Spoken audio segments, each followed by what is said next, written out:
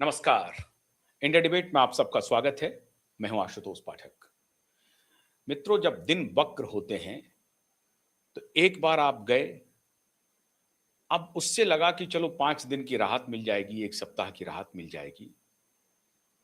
फिर दूसरी समस्या खड़ी हो गई, फिर तीसरी खड़ी हो गई। वैसे ही स्थिति होती जा रही है श्रीमान अभिषेक बनर्जी की।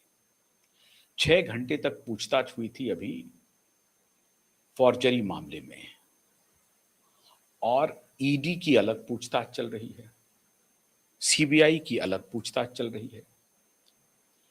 लेकिन अभी अभी 8.5 घंटे की जो कुछ देर पहले पूछताछ खत्म हुई है, वो पूछताछ थी 4 मई के बारे में जो धमकी दी गई थी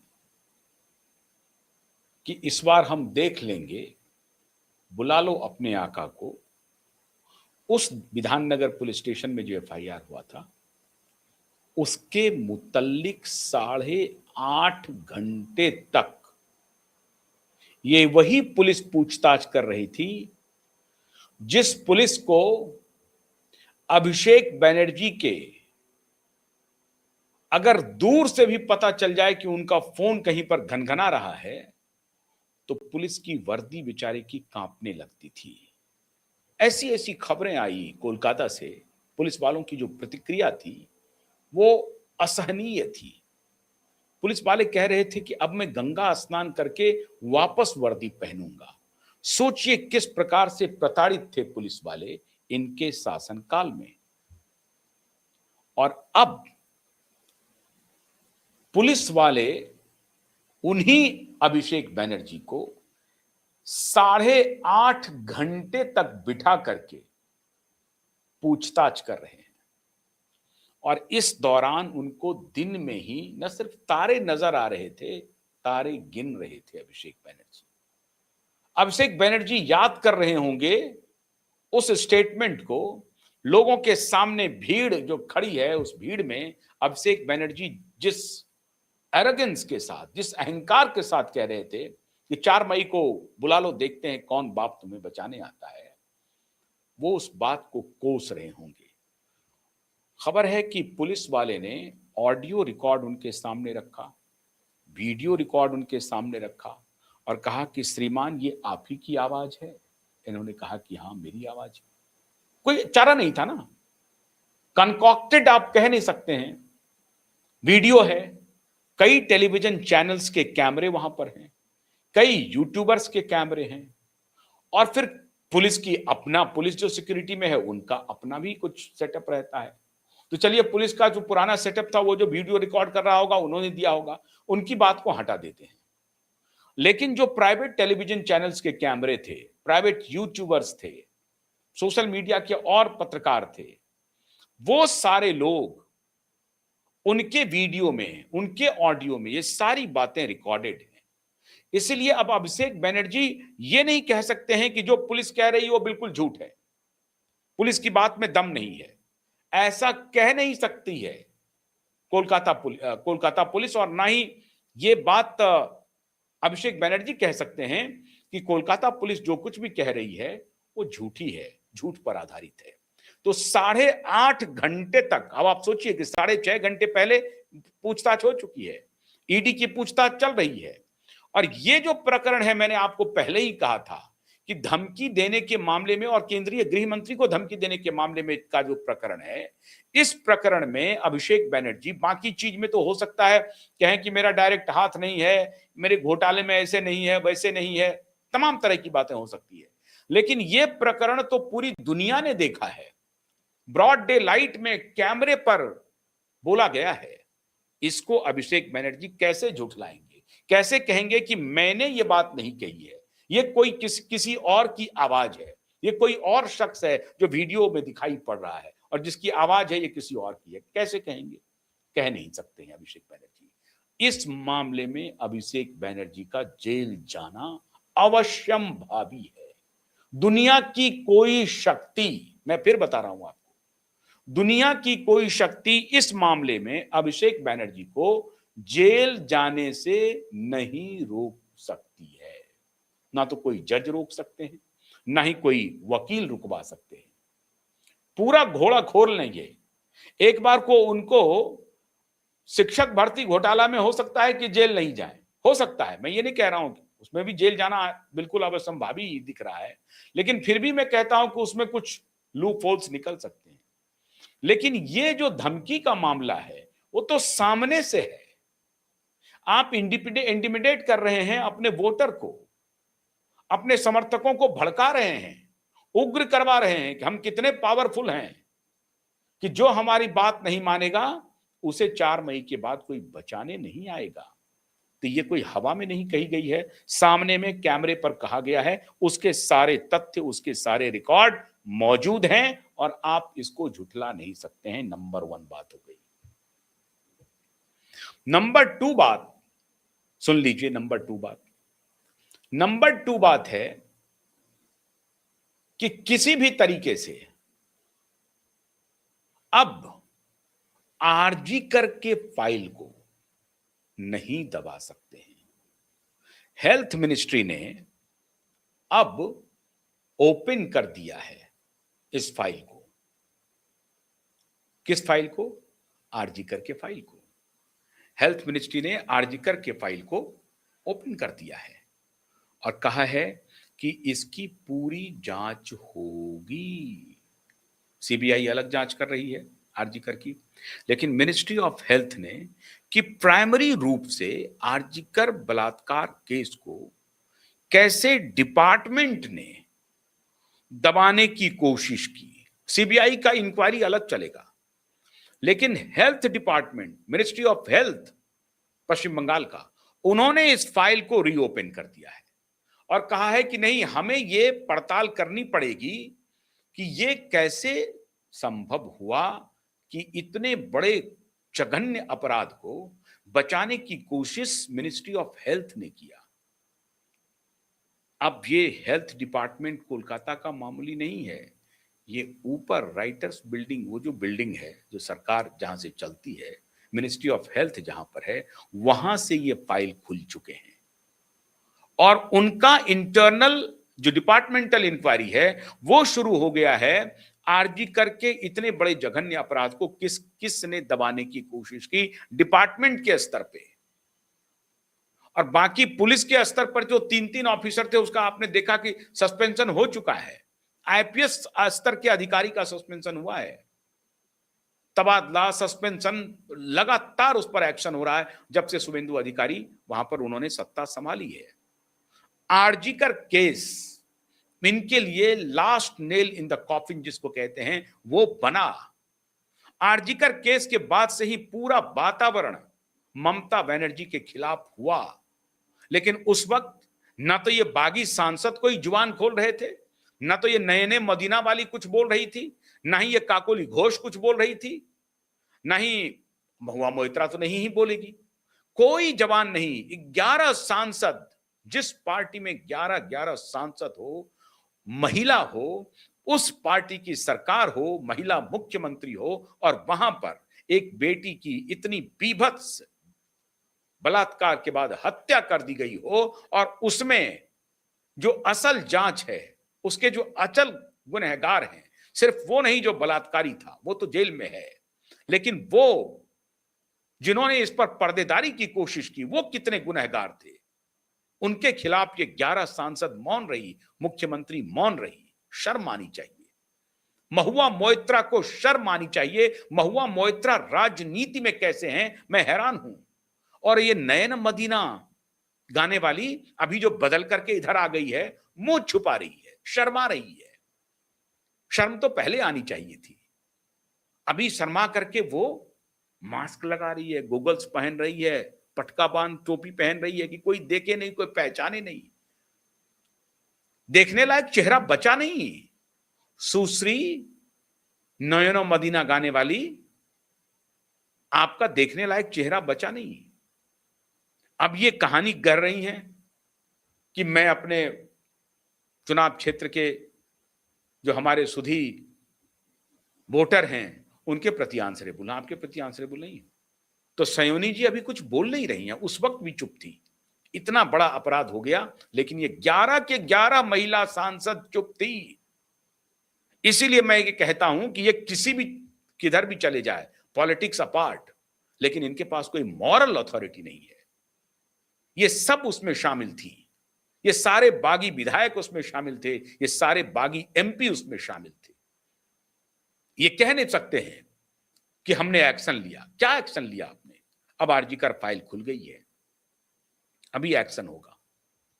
तीसरी एक सबसे बड़ी डेवलपमेंट हो रही है मित्रों, 22 जून को पश्चिम बंगाल का बजट आ रहा है और अब शुभेंदु का लिटमस टेस्ट होने जा रहा है मित्रों, लिटमस टेस्ट।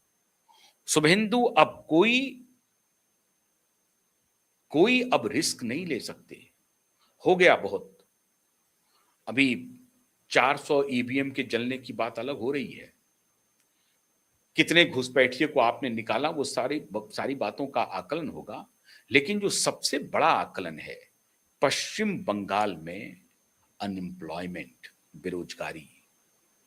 बेरोजगारी को अगर वर्तमान सरकार एड्रेस नहीं किया तो भारी परेशानी में पड़ सकती है बीजेपी की भी सरकार। ये जान लीजिए, पश्चिम बंगाल है, वहां बदलते वक्त नहीं लगेगा। हालांकि लोग कहते हैं कि जो आते हैं वो 2-3 टर्म तो खींच ही लेता है, ये वहां का सगल है। और जिस तरह से रिएक्शन होता है, 2011 में भी रिएक्शन हुआ था और 2026 में भी रिएक्शन हो रहा है। जिस तरह का रिएक्शन होता है, उस रिएक्शन से तो यही लगता है कि वहां की सरकार, जनता समय देती है, मौका देती है। एक बार आप जीत गए हैं, दोबारा भी आप जीत सकते हैं, लेकिन आप अगर उनके असल अपेक्षा पर नहीं उतरे। असल अपेक्षा है पश्चिम बंगाल में डेवलपमेंट का वातावरण बनना, इंडस्ट्रियलाइजेशन होना। पश्चिम बंगाल इंडस्ट्री के लिए मशहूर था, व्यापार के लिए मशहूर था। उसकी पुरानी जो थाती थी, उसकी पहली जो साख थी पश्चिम बंगाल की, कि बंगाल पूरे देश को रोटी खिला सकता है, ये छवि थी। बड़े से बड़े बिजनेसमैन सब कोलकाता का रुख करते थे, और वो इसलिए कि ब्रिटिशर्स आए थे और वो बहुत सारा, जो कि वहां बिजनेस का वो सेंटर बन गया था अंग्रेजों के जमाने से। तो जो इंडस्ट्रियलाइजेशन पूर्व में रहा पश्चिम बंगाल में, और उसके बाद आजादी के बाद से ही पश्चिम बंगाल धीरे धीरे इंडस्ट्री के मामले में, व्यापार के मामले में धीरे धीरे खत्म होता गया। पहले कम्युनिस्टों ने खत्म किया, उसके बाद 15 साल ममता जी ने खत्म कर दिया। याद कीजिए सिंगूर की घटना, याद कीजिए नंदीग्राम की घटना, टाटा नैनो की फैक्ट्री लगा रही थी, 2007 की घटना है। कैसे यही ममता बनर्जी उस वक्त सत्ता में नहीं थी, यही ममता बनर्जी, और तब ये शुभेंदु अधिकारी भी थे साथ में, ध्यान रखिए आप, जो अभी वर्तमान में मुख्यमंत्री हैं। तब शुभेंदु अधिकारी भी साथ में थे और ममता बनर्जी, दोनों साथ में थे। दोनों साथ मिलकर के नंदीग्राम में आंदोलन कर रहे थे, सिंगूर में आंदोलन कर रहे थे, क्योंकि टाटा की नैनो प्रोजेक्ट आ रही थी बुद्धदेव भट्टाचार्य के खिलाफ। तब बुद्धदेव भट्टाचार्य को कहा जाता था भद्रलोक, और भद्रलोक सिगरेट पीते थे बेचारे, तो सिगरेट पीते पीते अपनी सत्ता गंवा बैठे वो। लेकिन आज पश्चिम बंगाल की जनता याद कर रही होगी, वो जैसे ही अपने प्लैंक से बदले, जो कम्युनिस्टों का प्लैंक था मजदूरों के लिए खाली जीते रहना, तो कैपिटल कैसे आएगा? कैपिटल कौन लाएगा? कैपिटलिस्ट लाएगा। अब कैपिटलिस्ट के खिलाफ आप खड़े हैं। तो बुद्धदेव भट्टाचार्य ने अपनी फिलॉसफी से थोड़ा परिवर्तन किया, अपनी पार्टी के फिलॉसफी में परिवर्तन किया, और इंडस्ट्री लाने के बारे में थोड़ा बहुत विचार ही करना शुरू किया। उनके पार्टी ने ही बगावत कर दी, और उस बगावत को, जो कि कम्युनिस्ट की बगावत होनी चाहिए थी, उस बगावत को हाथों हाथ ले लिया ममता बनर्जी ने। मतलब ममता बनर्जी रियल कम्युनिस्ट हो गई। सिंगूर और नंदीग्राम में खून की नदी बह गई, एक प्रकार से समझिए, गोलीकांड हो गया, कितने लोग मारे गए वहां पे, बवाल खड़ा करवा दिया, यही ममता बनर्जी थी। और आखिर में टाटा ने क्या किया? टाटा ने जमीन का 4 गुना कीमत देने की बात की, परिवार को नौकरी देने की बात की, पूरा परिवार वहां ठीक हो सकता था, किसानों की जो जमीन ली जा रही थी उनको सही मुआवजा मिल रहा था। और ऐसा तो नहीं था कि पूरे पश्चिम बंगाल में टाटा की नैनो फैक्ट्री लग रही थी, किसी एक इलाके में लग रही थी। अगर वहां पर वो फैक्ट्री तब आ गई होती, हालांकि वो नैनो फेल हो गई, लेकिन अगर वो फैक्ट्री वहां पर आ गई होती तो वो फैक्ट्री उठ करके गुजरात नहीं गई होती। आपने वहां से भगा दिया। नरेंद्र बाबू उस वक्त मुख्यमंत्री थे गुजरात के, उन्होंने पलक पावड़े बिछा दिया, रेड कारपेट बिछा दिया, और फिर टाटा पहुंच गई गुजरात, और फिर हिस्ट्री है। आज वहां से नैनो भी बन रहा, नैनो तो बंद हो गया, लेकिन टाटा की मैन्युफैक्चरिंग यूनिट लग गई, वहां कारें बन रही हैं गुजरात में। हजारों लोगों को रोजगार मिल रहा है वहां पे, हजारों लोग डिपेंडेंट हो रहे हैं, सैकड़ों रोजगार हैं, हजारों डिपेंडेंट हैं। एक पूरा इंडस्ट्रियल वातावरण बन गया। टाटा जैसी कंपनी बने, अपना वहां पर प्रोजेक्ट लगा दिया। फर्ज कीजिए कि अगर 2007-8 में टाटा की फैक्ट्री पश्चिम बंगाल में लग गई होती तो आज पश्चिम बंगाल की सूरत क्या होती? दूसरी कंपनी भी वहां जाती, तीसरी कंपनी भी चाहती, अगर आप इंफ्रास्ट्रक्चर दिए होते। आज वही शुभेंदु अधिकारी जो कल तक नंदीग्राम में और सिंगूर में ममता जी के साथ मिलकर के टाटा का विरोध कर रहे थे, आज कह रहे हैं कि मैं टाटा को लाऊंगा, टाटा को वापस कोलकाता लाऊंगा, वापस पश्चिम बंगाल लाऊंगा। उनको लाना पड़ रहा है, उनको मिन्नतें मांगनी पड़ रही हैं, उनके पैर हाथ जोड़ने पड़ रहे हैं कि आप आइए हमारे यहां इंडस्ट्री लगाइए। अडानी भी घूम करके आ गए हैं। फार्मा का एक बड़ा, फार्मा माफिया की तो बात अलग है साहब। उन्होंने अभी शुभेंदु जी ने एक बहुत ही गलत काम कर दिया है। मैं अपने फिर दर्शकों से कहूंगा, जो कोई भी हमारे इस वीडियो को देख रहे हैं, इस बात को आप नहीं मानिएगा। ये फार्मा माफिया एचपीवी वैक्सीन लेकर के वहां पहुंच गया है, फिर ये जबरन हमारी बच्चियों को, हमारी बेटियों को वो वैक्सीन देगा कैंसर निवारण के नाम पर। आप इसके लिए अलर्ट रहिए। ये जो षड्यंत्र है, ये जो कुचक्र है, इससे बच के चलना है। लेकिन खैर वो अभी विषय नहीं है। विषय है कि 22 जून को शुभेंदु अधिकारी का पहला बजट आ रहा है, पहला बजट पेश करने जा रहे हैं। अब वो इंटरिम बजट ही होगा, जो भी है, बजट आएगा। उस बजट के लिए वो प्लानिंग कर रहे हैं कि कम से कम 22,000 करोड़ की 2 थर्मल यूनिट के बारे में वो घोषणा करने वाले हैं। बिजली के लिए, बिजली उत्पादन के लिए उन्होंने थर्मल पावर के लिए ये कमिट किया है कि 22,000 करोड़ का हम यूनिट लगाएंगे या प्राइवेट पार्टी को बुलाएंगे या सरकार लगाएगी। लेकिन उसके लिए 22,000 करोड़ के एलोकेशन की बात हो रही है। अगर ये भी हो गया तो जाहिर है, जब बिजली का उत्पादन होगा, फैक्ट्री लगेगी, फिर एम्प्लॉयमेंट जनरेशन होगा, फिर इनकम जनरेट होगा, अर्थव्यवस्था पर उसका पॉजिटिव असर होगा। और अगर आपके पास बिजली है तो दूसरी कंपनियां भी आएंगी। अगर पर्याप्त बिजली आप अपने लिए जनरेट कर रहे हैं और सरप्लस बिजली आप सेल कर रहे हैं, तब भी आपके खजाने में पैसा आएगा। तो एनर्जी एक ऐसा विषय है जिस पर सरकार की दृष्टि अगर प्रथम दृष्टया जा रही है, तो मान के चलिए आने वाले दिनों में पश्चिम बंगाल में एक इंडस्ट्रियल रिवॉल्यूशन इंतजार कर रहा है। और शुभेंदु को इस बात का इल्म है कि सारी बातें चलती रहेंगी। अभिषेक बनर्जी के खिलाफ छापेमारी हो रही है, अभिषेक बनर्जी को पूछताछ किया जा रहा है, लोग सड़क पर उतर रहे हैं, कट मनी वाले गिरफ्तार हो रहे हैं, हम लैंड भी ट्रांसफर कर चुके हैं, हमारा बॉर्डर हम सील करते जा रहे हैं, ठीक करते जा रहे हैं, घुसपैठिए को बाहर निकालते जा रहे हैं। ये सारी बातें ठीक हैं, लेकिन अगर एक बात में हम फिसल गए या फिसड्डी हो गए तो फिर हमारी खैर नहीं। और वो बात है, राज्य में रोजगार के सृजन के अवसर अगर आपने पैदा नहीं किए, रोजगार सृजन नहीं किया, तो फिर आपकी परेशानी धीरे धीरे बढ़ेगी। और इस परेशानी को ओवरकम करने के लिए आप दूसरी गलती करेंगे, फिर उस गलती का मल्टीप्लायर इंपैक्ट होगा, और फिर आपके उसका जो असर है सीधे आपके गवर्नेंस पर होगा, और फिर जब गवर्नेंस पर होगा तो फिर आपके पॉलिटिकल करियर पर होगा। अब यहीं से चीजें धीरे धीरे स्लिप करती जाती हैं हाथ से, और फिर वो इतनी दूर चली जाती हैं कि वो हाथ से बाहर ही हो जाती है। इसलिए शुभेंदु को मालूम है कि हमें वक्त रहते चेत करके चलना पड़ेगा। चेत करके चलने का मतलब है अलर्ट होकर के, सजग होकर के, क्वी वाइब होकर के। हमारे क्वी वाइब का पूरा जो फॉर्म है वो यही है, अलर्ट रहना, सजग रहना। तो सजग रह करके ही शुभेंदु को आगे कदम बढ़ाना पड़ेगा, और वो सजगता उनको रोजगार के क्षेत्र में लाना है। तो 22,000 करोड़ के थर्मल की घोषणा कर रहे हैं, टाटा को वापस लाने की बात कर रहे हैं। बजट में वो क्या-क्या प्रावधान कर रहे हैं, जो रोजगारोन्मुख बजट है, निवेश लाएंगे, निवेश की उनको दरकार है। आप देखिएगा आने वाले दिनों में कोलकाता में निवेश सम्मेलन हो रहे हैं, और इससे भी अलग बात है, फाइनेंस मिनिस्टर उन्होंने स्वपन दास गुप्ता को बनाया है। स्वपन दास गुप्ता को फाइनेंस तो सान्याल साहब को दिया है, इंडस्ट्री या फाइनेंस कुछ इनको दिया है स्वपन दास गुप्ता को।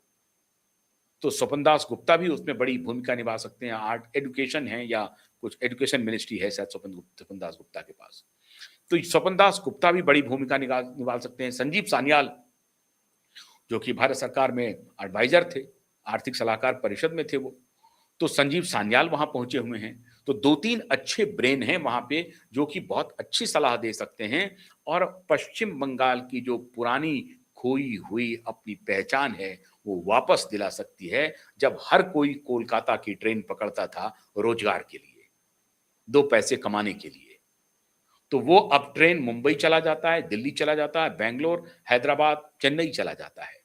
तो अब पश्चिम बंगाल का ट्रेन, पश्चिम बंगाल के अन्य इलाकों का ट्रेन शायद कोलकाता जाए, और देश भर की ट्रेनें कोलकाता की तरफ जाएं। इसके लिए संजीव सान्याल और स्वपन दास गुप्ता और शुभेंदु, इन तीनों की तिकड़ी मिलकर के काम करेगी। तो उम्मीद हम करते हैं कि पश्चिम बंगाल में रोजगार के दिन खुलेंगे, इनकम का ग्रोथ होगा, और पश्चिम बंगाल की अर्थव्यवस्था पटरी पर आएगी, और अंततः भारत के जीडीपी में उनका कंट्रीब्यूशन बढ़ेगा। तो इंतजार कीजिए कि कब कोलकाता अपना जीडीपी कंट्रीब्यूशन बढ़ाता है। जिस दिन उनका जीडीपी कंट्रीब्यूशन बढ़ गया तो समझ लीजिए कि पूरे देश की ट्रेनें कोलकाता की तरफ जाना शुरू कर देगी। बस उसका इंतजार कीजिए। तो अभी कई मोर्चों पर शुभेंदु को लड़ना है। पहला मोर्चा तो यह है कि भ्रष्टाचार के खिलाफ लड़ें, पिलफरेज को रोकें, और फिर ये जो एक बहुत बड़ी आबादी है उनके तरफ से जो कुछ रिगर हो रहा है उनको काउंटर करें, उनको देखें, बॉर्डर वाले इलाके को देखें, घुसपैठ को रोकें, और साथ ही साथ सबसे बड़ा काम रोजगार का सृजन करें। हम आने वाले दिनों में ये सब देखने को मिलेगा। बहुत बहुत शुक्रिया, नमस्कार।